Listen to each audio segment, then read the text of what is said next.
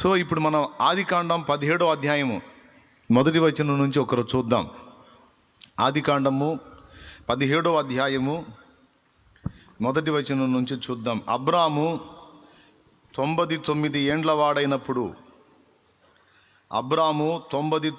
ఏండ్ల వాడైనప్పుడు యెహోవా అతనికి ప్రత్యక్షమై, నేను సర్వశక్తి గల దేవుడను, నా సన్నిధిలో నడచుచు నిందారహితుడవై ఉండుము, నాకును నీకును మధ్య నా నిబంధనను నియమించి నిన్ను అత్యధికముగా అభివృద్ధి పొందించేదనని అతనితో చెప్పెను. అబ్రహాము సాగిలపడి ఉండగా దేవుడు అతనితో మాటలాడి, ఇదిగో నేను నియమించిన నా నిబంధన నీతో చేసి ఉన్నాను. నీవు అనేక జనములకు తండ్రివగుదువు, మరియు ఇక మీదట నీ పేరు అబ్రాము అనబడదు. నిన్ను అనేక జనములకు తండ్రినిగా నియమించితిని గనుక నీ పేరు అబ్రహాము అనబడును. నీకు అత్యధికముగా సంతాన వృద్ధి కలుగజేసి నీలో నుండి జనములు వచ్చున్నట్లు నియమించుదును. రాజులను నీలో నుండి వచ్చెదరు. నేను నీకును నీ తరువాత నీ సంతానమునకును దేవుడునై ఉండునట్లు, నాకును నీకును నీ తరువాత నీ తరములలో నీ సంతతికి నీ మధ్య నా నిబంధనను నిత్య నిబంధనగా స్థిరపరచెదను. నీకును నీ తరువాత నీ సంతతికి నీవు పరదేశివై ఉన్న దేశమును అనగా కనాను దేశమంతటిని నిత్య స్వాస్థ్యముగా ఇచ్చి వారికి దేవుడునై ఉందునని అతనితో చెప్పెను. దేవునికి స్తోత్రము కలుగునుగాక. ప్రభునందు ప్రియులారా, మనుషులను ప్రారంభం నుండి కూడా దేవుడు ఎప్పుడూ ఒకటి కోరతాడు. మన నుండి దేవుడు కూడా కొన్ని ఆశిస్తాడు. వాటిల్లో ఎప్పటికీ మర్చిపోకుండా మనం గుర్తుపెట్టుకోవలసినది ఏంటంటే మారు మనస్సు అనేది ఎప్పటికప్పుడు దేవుడు మన నుండి ఎదురు చూస్తాడు భూమి మీద ఉన్నంత వరకు. మారు మనస్సు అనేది బాప్తిస్మం పొందక మునుపు పొందేదేనా మారు మనస్సు అంటే? తర్వాత కూడా మారు మనసు అవసరత ఉందా అంటే, దేవుని వాక్యం చాలా చోట్ల చాలా స్పష్టంగా చెప్పింది. బాప్తిస్మం పొందడానికి ముందు పొందే మారు మనసు ఉంది, బాప్తిస్మం పొందిన తర్వాత కూడా మనం పొందాల్సిన మారు మనసు ఉంది. ఇది మనం గుర్తుపెట్టుకోవాలి. ఆదాము దగ్గర నుండి చివరి మానవుని వరకు దేవుడు నిరీక్షించింది, దేవుడు ఎదురు చూసింది, దేవుడు కోరుకుంది. మొదటి మానవుడి దగ్గర నుండి చివరి మానవుడి దగ్గర వరకు అందరినీ ఆయన నిరీక్షించింది, ఎదురు చూసింది, కోరుకుంది మారు మనస్సు. ఆదాము తప్పు చేసినప్పుడు వెంటనే శిక్షను విధించలా. కాస్త సంభాషణ జరిగింది. ఆదామా నీవెక్కడా అన్నాడు. తోటలో నీ స్వరం విని నేను దిగంబరినై ఉంటిని గనుక పొదల చాటున దాక్కున్నాను అన్నాడు. నువ్వు దిగంబరివని నీకు చెప్పినోడెవడు? నేను వద్దన్న పండు తిన్నావా? కాస్త సంభాషణ జరిగింది. వాస్తవంగా దేవుడు ఈ పలకరింపులు, ఈ వెతుకులాటలు, ఇదంతా ఎందుకు? అంత టైం దేనికంటే, తేడా పడ్డాను తండ్రి, నువ్వు వద్దన్న పని చేశాను, పొరపాటు పడిపోయాను, ఏదేదో అయిపోయింది, ఇలాగ అయిపోయింది నా బతుకు అని దేవునికి ఎదురెళ్ళి ఆయన పాదాల చెంత సాష్టాంగపడి క్షమాభిక్ష కోరుకుంటాడు, మారు మనసును ప్రకటిస్తాడని ఎదురు చూశాడు. కానీ అది రాలా. మారు మనసు తీర్మానం రాలేదు, కానీ సమర్థింపు వచ్చింది. పండు తిన్న తర్వాత జ్ఞానం వచ్చింది. ఏం జ్ఞానం వచ్చిందంటే తప్పును ఒప్పుకునే జ్ఞానం కాదు, కప్పుకునే జ్ఞానం వచ్చింది. తప్పించుకోవడానికి ట్రై చేసే జ్ఞానం వచ్చింది. ఇది రక్త సంబంధంగా అప్పటి నుంచి ఇప్పటిదాకా నిరంతరం సరఫరా అవుతూనే ఉంది. పండు తిన్న తర్వాత వచ్చిన జ్ఞానం ఏంటంటే కప్పుకోవడానికి అవసరమైన తెలివిని సమకూర్చుకొనుట. దేవుని స్వరం విన్నప్పుడు అయ్యా తండ్రి తేడా పడ్డానని అలాగ పరిగెత్తుకొని వచ్చి సాష్టాంగ పడతాడేమో అని ఎదురు చూశాడు. పొదల చాటు నుండే మీటింగ్ పెట్టాడు. నువ్వు ఎక్కడున్నావంటే నీ స్వరం విని దాక్కున్నాను అన్నాడు భయపడి. దిగంబరినిగా ఉంటిని గనుక భయపడి దాగుకొంటిని. నువ్వు దిగంబరివని నీకు చెప్పినోడు ఎవడు? నేను వద్దన్న పని చేశావా? చేశాను. ఎందుకు చేశావు? నువ్వు నాతో కూడా ఉండటానికి ఇచ్చావుగా స్త్రీని, ఆమె ఆ పండు తిని కొన్ని నాకు ఇచ్చింది, తిన్నాను. వేసేసాడు ఆమె మీద. ఆమె కూడా నేనే తేడా పడ్డాను, ఈ సర్పబోధ విని నేను మోసపోయాను, తండ్రి నన్ను క్షమించు, నేను పాడైంది కాక నా భర్త కూడా ఆజ్ఞ మీరేటట్టు చేశాను, దౌర్భాగ్యురాల్ని, నేను ఎంత పాపినో తండ్రి అంటే బాగుండేది. ఆమె ఆ మాట అనలా. ఆమెలో కూడా పండుతత్వం పనిచేసింది, జ్ఞానం వచ్చింది. ఏం జ్ఞానం అంటే పక్కోళ్ళ మీద వేసే జ్ఞానం. ఆమె కూడా సర్పాన్ని వెతికి సర్పం మీద వేసేసింది. ప్రారంభం నుండి కూడా దేవుడు మానవుడి నుండి ఎదురు చూసింది, కోరుకుంది, నిరీక్షించింది మారు మనసు, పశ్చాత్తాపం, దిద్దుబాటు.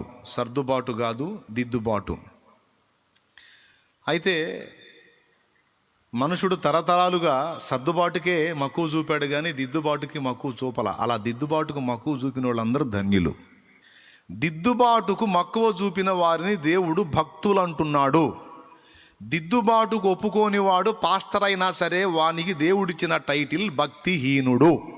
పాస్టరమ్మ అయినా సరే ఆమెకు దేవుడిచ్చిన టైటిల్ భక్తిహీనురాలు. కీర్తనల గ్రంథము 50వ కీర్తన 16వ వచనం ఒకసారి చూడండి. భక్తిహీనులతో దేవుడు ఇట్లు సెలవిచ్చుచున్నాడు. భక్తిహీనులతోనా భక్తులతోనా? భక్తిహీనులతో దేవుడిట్లు సెలవిచ్చుచున్నాడు. నా కట్టడలు వివరించుటకు నీకేమి పని? నా కట్టడలను వివరించుటకు నీకేమి పని? నా నిబంధన నీ నోట విచించెదవేమి? దేవుని కట్టడలను మనకు బోధించేవాళ్ళు, దేవుని నిబంధనను మనకు వివరించి చెప్పేవాళ్ళు ఎవరండి? దైవజనులు, దైవజనురాండ్రు. దేవుని నిబంధనలని, దేవుని కట్టడలని మనకు బోధించేది ఎవరు? సేవకులు, సేవకురాళ్ళు. అయితే వాళ్ళని గురించి ఏం టైటిల్ ఇచ్చాడు ఇక్కడ అంటే భక్తిహీనులు అన్నాడు. విశ్వాసుల్ని కూడా కాదు ఆ మాట అంది, పరిచారకుల్ని కూడా కాదు ఆ మాట అంది, సాక్షాత్తు ఉపదేశం చేసేటువంటి వాక్య ప్రబోధకులకు దేవుడిచ్చిన టైటిల్ భక్తిహీనులు. భక్తిహీనులు వాళ్ళకి ఫలితాలు ఎలా ఉంటాయి అనేది మీరు సామెతలు మొత్తం చూస్తే అర్థమైపోయింది. సామెతల మొత్తంలో కూడా భక్తులకు వచ్చే మేలు, భక్తిహీనులకు వచ్చే నష్టం. కీర్తనల్లో కూడా చాలా వచనాలు భక్తులకు భక్తిహీనులకు సంబంధించి ఉంటాయి. భక్తిహీనులకు ఏమేం జరుగుతాయి? భక్తిహీనుని దీపము కారు చీకట్లో ఆరిపోతుంది, భక్తిహీనుని ఇల్లు శాపగ్రస్తం అవుతుంది, భక్తిహీనుని సంతానము శపించబడుతుంది, భక్తిహీనుడు ఇలా అవుతాడు, భక్తిహీనుడు అలా అవుతాడని భక్తిహీనులకు ఎన్ని ప్రతికూల పరిస్థితులు ఉన్నాయో అవన్నీ కూడా ఫస్ట్ మనం చూసుకోవాలి. తర్వాత భక్తిహీనులు ఎవరు అనేది చూసుకోవాలి. భక్తిహీనులు ఎవరు, వారికి కలిగే నష్టాలు ఏమిటి అన్న 2 ప్రశ్నల మీద నష్టాలు ముందే చెప్పాను, సామెతల గ్రంథంలో ఉన్నాయని. ఇంతకీ భక్తిహీనులు ఎవరు? ఎవరిని భక్తిహీనులుగా దేవుడు భావిస్తున్నాడు అంటే దిద్దుబాటుని ఒప్పుకోనివాడు, సేవకుడైనా సేవకురాలైనా, విశ్వాసి అయినా, పరిచారకుడైనా పరిచారకురాలైనా దిద్దుబాటును ఒప్పుకోకుండా సర్దుబాటు చేసుకోవటానికి, తప్పును తప్పుగా ఒప్పుకోకుండా కప్పిపుచ్చుకోవడానికి, కవర్ చేసుకోవడానికి ప్రయత్నించే వారందరి యందు దేవుడు అసహ్యపడతాడు. వారిని భక్తిహీనుల లిస్టులో చేర్చాడు. అది సంగతి. కవర్ చేసుకోవడానికి ట్రై చేయటం, సమర్థించుకోవడానికి ప్రయత్నించటం, దేవుడికే నచ్చజెప్పడానికి ట్రై చేయటం అనేది దేవుడికి చాలా చీదర పుట్టించే వ్యవహారం. మన భాషలో చెప్పాలంటే దేవుడు అసహ్యపడే లక్షణం. యథార్థ హృదయుడివై, యథార్థ హృదయురాలివై, నేను కూడా యథార్థ హృదయుడినై దేవుని ఎదుటికి పోయి జరిగిన తప్పును జరిగినట్టు ఒప్పుకొనుట ఎంత మంచిది. పశ్చాత్తాప్తులమై మారు మనసు పొంది దిద్దుబాటు చేసుకొని ఇక జాగ్రత్త పడటం ఎంత మంచిది. సమర్థించుకుంటారు, ఇలా ఎందుకు చేశావంటే వాళ్ళు మంచోళ్ళు కాదంటారు, ఇలా ఎందుకు అన్నావంటే వీళ్ళు చెడ్డోళ్ళు అంటారు. అన్నీ విన్నట్టుగానే ఉంటారు, అన్నీ చేస్తున్నట్టుగానే ఉంటారు, అన్నీ చూస్తున్నట్టుగానే ఉంటారు, భక్తులాగానే కనపడతారు. లోపల ఘోరమైనటువంటి వ్యక్తిత్వాలు, మనస్తత్వాలు, క్రూరత్వాలు, అసహ్యమైన ఆలోచన విధానం, పెళసరం అన్ని కలగాపులగమై ఉంటారు. పచ్చిగా ఓపెన్గా చెప్తా, మీరు తిట్టుకోండి, సణుక్కోండి, గొణుక్కోండి, వాగులో దూకండి, నాకు అనవసరం. నేనైనా మీరైనా ఇక్కడ ఎవడు పక్షపాతం లేదు. ఏమిటి అంటే దిద్దుబాటు, సరి చేసుకొనుట, సరి చేయబడుట. పరపక్షమందున్నవాడు నీ గురించి చెడ్డ మాట ఏదైనా పలకకుండునట్లు వాళ్ళ ఎదుట నీ ప్రవర్తన జాగ్రత్తగా కాచుకోమన్నాడు. సంఘములో వారి ఎదుట కానీ, సంఘమునకు వెలుపటి వారి ఎడల కానీ నువ్వు చాలా సాధువుగాను చాలా మృదువుగాను వ్యవహరించాల్సి ఉంది. కానీ కొంతమంది సాక్ష్యం ఎలా అయిపోయిందంటే చండాలంగా అవతల వాళ్ళు మాట్లాడుకునేటట్లు అయిపోయింది. ఎవరి మనస్సాక్షికి వాళ్ళకి తెలుసు. పురుషులు కానీ స్త్రీలు కానీ ఎవరికి వాళ్ళు ఈరోజు చెప్పేది మాత్రం కొంచెం సీరియస్గా వినండి. సభ్య సమాజంలో నీ ప్రవర్తన, సంఘంలో నీ ప్రవర్తన, కుటుంబంలో నీ ప్రవర్తన, బంధువులలో నీ ప్రవర్తన ఆరోపించబడిందా, ఆక్షేపించబడిందా, లేకపోతే మంచి సాక్ష్యంగా వెలుగొందుతుందా? తీయని మాటలు మనం భక్తుల్లాగా పర్సనల్ జీవితంలోకి వచ్చేటప్పటికి రాక్షసుల్లాగా ప్రవర్తించటం, ద్వంద్వ వైఖరి, డబల్ యాక్షన్, ద్విపాత్రాభినయం, ఇదంతా దేవునికి నచ్చదు, దేవునికి అసహ్యం కలిగించేది. ఈరోజు స్ట్రైట్గా మిమ్మల్ని అడుగుతున్నా, దేవుని సన్నిధిలో ఉన్నప్పుడు పరిశుద్ధులుగా, దీనులుగా, నీతిమంతులుగా, సాత్వికులుగా, మృదు స్వభావులుగా ఉన్న మనం దేవుని సన్నిధికి బయట మందిరం వెలుపట జీవితంలో కూడా నిజంగా అలాంటి మెయింటెనెన్సే కలిగి ఉన్నామా? లేకపోతే మన విశ్వరూపాలు అక్కడ బయటపడుతున్నాయా? ఒకవేళ కొన్ని సందర్భాల్లో మన విశ్వరూపాలు బయలుపరిచినట్లయితే మర్యాదగా మారు మనసు పొందాలి, మర్యాదగా దిద్దుబాటు చేసుకోవాలి, సర్దుబాటు చేసుకోకూడదు. అమ్మా ఆమెను ఎందుకమ్మా అంత దూషించావు అని నేను అన్నాను అనుకో, ఆ మామూలుది కాదు అస్సలు. అమ్మో, అప్పుడు నేను అంటాను, నువ్వు సైతాను మోహం దానా, ఆమె సైతాను అనుకో, నీకేం దెయ్యం బట్టి, నువ్వు దేవుని పెట్టావు కదా. అవతల మనిషి తేడా అయితే నువ్వెందుకు దూషణ చేశావు, నువ్వెందుకు దుర్భాషలాడావు, నువ్వెందుకు బజారుకి బరి తెగించి కూర్చావు? సైతానా చెప్పు. ఎవరైనా అంటే జస్ట్ ఎగ్జాంపుల్ కోసం ఒక మాట. ఇక మిగిలిన అన్ని విషయాల్లో కూడా పరిశీలన చేసుకోవాల్సిన అవసరత ఉంది. ఏ కాడికి ఏది చూసి కూడా అదే ఉందిలే, ఇదే ఉందిలే, అది మామూలేలే, అదేముంది, ఇదేముంది, ఏముంది అంటాం కాదు. పక్కాగా బ్యాలెన్స్ చేసుకోవాల్సిందే, సరిదిద్దుకోవాల్సిందే. ఇందులో మినహాయింపు లేదని చెబుతున్నాగా నేను కూడా. నేను మొత్తం బ్రతుకును ఒక్కసారి వెనక్కి తిరిగి చూసుకొని లోపాలు, లోటుపాట్లు, వంకర టెంకర్లో మొత్తం మనము పాపము చేయలేదని చెప్పుకొని ఎడల దేవుని అబద్ధీకునిగా చేసిన వారు మగుదుము. అది వాక్యం. నేను పాపం చేయలేదు, నేను అసలు నోటితోనైనా, తలంపుల్లోనైనా, ఆలోచనలో, క్రియలోనైనా, నడకలో అయినా, పడకలో అయినా, హృదయాలోచనలో ఎక్కడ కూడా తప్పు లేదు అని మనం చెప్పినట్లయితే దేవుని అబద్ధీకునిగా చేసిన వారు మగుదుము అన్నది యోహాను రాసిన మొదటి పత్రిక 1వ అధ్యాయము 10వ వచనం. 8, 7, 10, 7, 10 చదువు. మనము పాపము చేయలేదని చెప్పుకుని ఎడల ఆయనను అబద్ధికునిగా చేయువారు మగుదుము. అది కాబట్టి అంత సాహసం మీరు ఎవరు చేయరని నా గట్టి నమ్మకం. కాబట్టి ఇప్పుడు సంవత్సరం మొత్తంలో తప్పులు జరిగినాయి, పొరపాట్లు జరిగినాయి అని యథార్థంగా ఒప్పుకున్న వాళ్ళందరికీ నా పిలుపు, నాతో మీతో మనందరితో కూడా దేవుని స్వరం. డైరెక్ట్గానే అందరినీ దేవుడు ఎదురు చూస్తున్నాడు. ఆదాము దగ్గర నుండి చివరి మానవుడి వరకు ప్రతి ఒక్కరి నుంచి నేను ఆశించేది ఇది. ఫస్ట్ మారు మనసు, లోపభూయిష్టమైన జీవితం విషయమై పశ్చాత్తాపం, దాన్ని వెతుక్కొని చూసుకొని దాని విషయంలో మారు మనసు పొంది తప్పును దిద్దుకొనుట. నువ్వు అది చేస్తావా, సమర్థించుకుంటావో తేల్చుకో, నీ సంగతి తర్వాత చెప్తాడు. ప్రతి ఒక్కరి నుండి దేవుడు ఇది ఆశిస్తున్నాడు. ఇందులో భక్తులు భక్తిహీనులు అన్న భేదం లేదు. భక్తుడు అంటేనే దిద్దుబాటుని ఇష్టపడేవాడు, దిద్దుబాటును కోరుకునేవాడు, నిరంతరము మారు మనసు పొందనపేక్షించువాడు భక్తుడు. దిద్దుబాటును ఒప్పుకోనివాడు, తప్పును సమర్థించుకునేవాడు, మారు మనసును ఇష్టపడనివాడు భక్తిహీనుడు. అదే ఇందాక 50వ కీర్తన 16వ వచనంలో భక్తిహీనులతో దేవుడిట్లు సెలవిచ్చుచున్నాడు. ఏమని సెలవిస్తున్నాడు? నా కట్టడలు వివరించుటకు నీకేమి పని? నా నిబంధన నీ నోట వచించదవేమి? దిద్దుబాటు నీకు అసహ్యము గదా? నీవు నా మాటలను నీ వెనుకకు త్రోసివేసేదవు. అది దిద్దుబాటు నీకు అసహ్యం కదా, సర్దుబాటు నీకు ఇష్టం కదా, కవర్ చేసుకోవటం నీకు ఇష్టం కదా, నన్ను కూడా కన్విన్స్ చేయడానికి ట్రై చేయటం నీకు ఇష్టం కదా.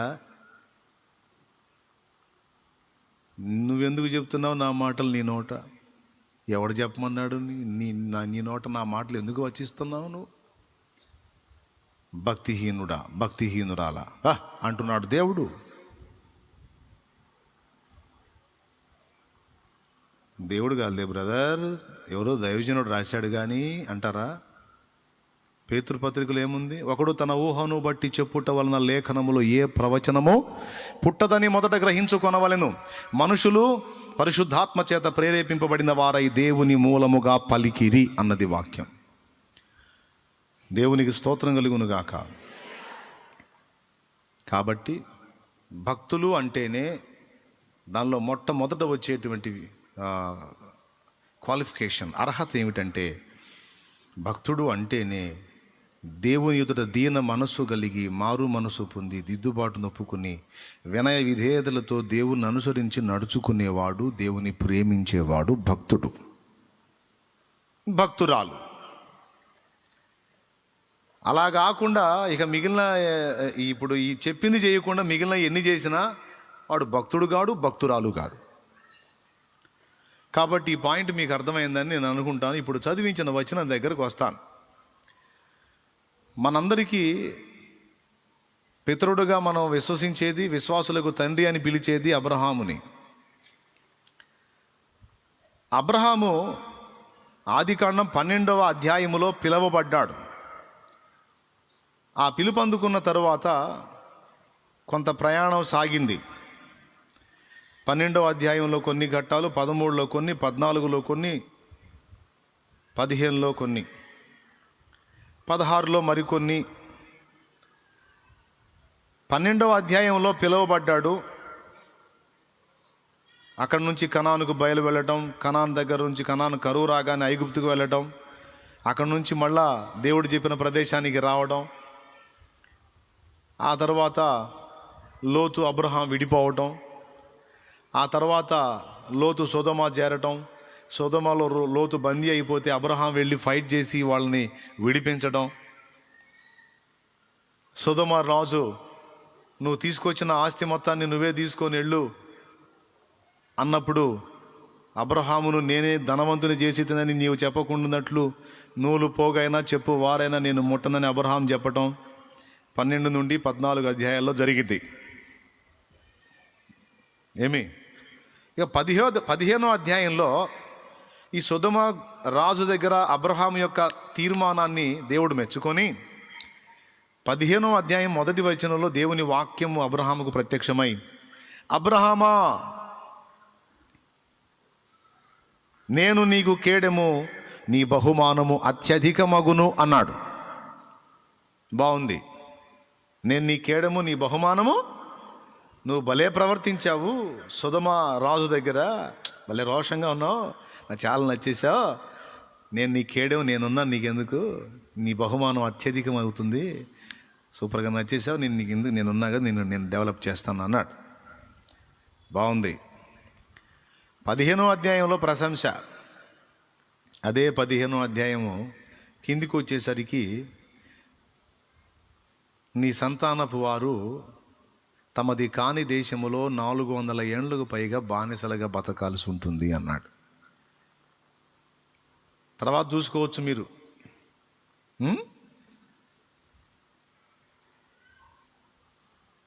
16వ అధ్యాయంలో ఇక హాగరుని పరిణయం చేసుకోవటం, ఆమెకి ఇష్మాయేల్ని గంటం అనేది జరిగింది. అబ్రహాముకి ఇష్మాయేలు పుట్టిన తరువాత కొన్ని సంవత్సరాలు దేవుడు అబ్రహాముతో మాట్లాడటం మానేశాడు. మొత్తానికి ఏదో నొచ్చుకున్నాడు, ఏదో బాధపడ్డాడు దేవుడు. ఏం బాధపడ్డాడంటే, నేను నీకు సంతానాన్ని ఇస్తాను, ఆ సంతానం ఆశీర్వదించబడుతుంది, నీలో నుండి వచ్చేటువంటి వంశములో భూలోకములోని అన్ని వంశాలు ఆశీర్వదించబడటానికి అనుగుణ్యమైన రక్షకుణ్ణి పుట్టిస్తాను అని మొదలైన సంగతులు వాగ్దానం. అబ్రహాంకి మంచి వాగ్దానాలు ఉన్నాయి. ఇన్ని సంతానాన్ని పుట్టిస్తాను, వంశాలన్నీ ఇవన్నీ చెప్పకుండా నీ వలన భూలోకములోని వంశములన్నీ ఆశీర్వదించబడుందని ఒక పెద్ద వాగ్దానం వేసేసాడు 12లోనే బహుమానంగా. కానీ ఎందుకో 16వ అధ్యాయం జరిగిన తర్వాత సుమారుగా దేవునికి అబ్రహాముకి మధ్య కొన్ని సంవత్సరాల నిడి వచ్చింది. 86కి 99కి మధ్య ఎంత ఉందండి టైము? 99లో 86 తీసేయండి. 13 సంవత్సరాలు మౌనం అయిపోయాడండి. ఏం జరిగింది అంటే, దేవుడు చెప్పనిది చేశాడు అబ్రహాం. అది ఏం చేశాడు అంటే, శారా మాట విని హాగరుని స్వీకరించి ఆమెకు ఒక కొడుకును కన్నాడు.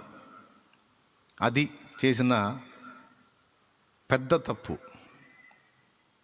తప్పు, శాశ్వతమైన తప్పు అని చెప్పొచ్చు దాన్ని. అంటే భూమి మీద ఉన్నంత వరకు అదొక శాశ్వతమైన పొరపాటు. ఎందుకు అంటే, దేవుడు శారా నుండి సంతానాన్ని ఇస్తానన్నాడు అబ్రహాముకి. అయితే ఆ మాట డైరెక్ట్గా చెప్పలేదు, కానీ నీ నుండి అంటే ఇప్పుడు దేవుని దృష్టిలో అబ్రహాముకు భార్య ఎవరు? శారా. హాగర్ ఎవరు? దాసి. అంతవరకే. కానీ హాగర్ని భార్యగా అబ్రహాం ఆమోదించిన, శారా ఆమోదించిన, దేవుడు ఆమోదిస్తాడా? దేవుని ఏర్పాటులో, దేవుని ప్రణాళికలో, దేవుని చిత్తములో అలా ఉందా? లేదు. వంకర తిరిగింది ఇక్కడ దారి. అప్పటిదాకా చిన్న చిన్న లోపాలే, కానీ దేవుడు తప్పుగా భావించేటువంటివి ఏం కనపడలా. ప్రయాణంలో నింద లేకుండానే వచ్చాడు. మనుషులు 100 నిందలు వేసుకొనియండి, ఇబ్బంది లేదు. ఆ నిందలన్నీ మనకి, ఒక భక్తుడు అన్నాడు 100లని, ఇప్పుడు 100 కాదు, ఇక వేలను కోట్లని. ఇక నిందలన్నీ మనకు పూదండలు. అన్యాయంగా మన మీద నిందగామిచ్చి మాట్లాడితే వాడి కర్మ, వాడికి దరిద్రం, మనకు ఆశీర్వాదం వచ్చింది అంతే, నిష్కారణంగా మనల్ని నిందిస్తే. కాబట్టి మనుషులు పెట్టే నిందను లక్ష్య పెట్ట నిమిత్తం లేదు, కానీ దేవుని ఎదుట నిందారహితంగా నడుచుకోవాలి. ముందు దేవుని ఎదుట నిందారహితంగా ఉండాలి, తర్వాత మనుషుల ముందు కూడా నిందారహితంగా జీవించాలి. మన వంతు మనం జాగ్రత్తగా బ్రతకడానికి ప్రయత్నం చేయాలి. ఎవడేమనుకుంటే నాకెందుకు ఎట్టబడితే అత బ్రతుకుతాను అనకూడదు. ఎందుకంటే మన జీవితం ఇతరులకు మాదిరి కాబట్టి, మన వంకర టెంకర బ్రతికితే అందరూ కూడా వంకర టెంకరగా పోతారు. కనుక క్రైస్తవుడు అనేవాడి జీవితం వాడు ఒక్కడితో ముడిపడి లేదు, అనేక మందితో ముడిపడి ఉంది. కనుక క్రీస్తు యేసునందున్న పరిశుద్ధుల జీవితాలు అనేకులకు మాదిరి బాసట గనుక మన జీవితాలు సమాజానికి కూడా నిందారహితంగా ఉండాలి. అంతకంటే ముందు దేవుని ముందు కూడా నిందారహితంగా ఉండునట్లు జాగ్రత్త పడాలి.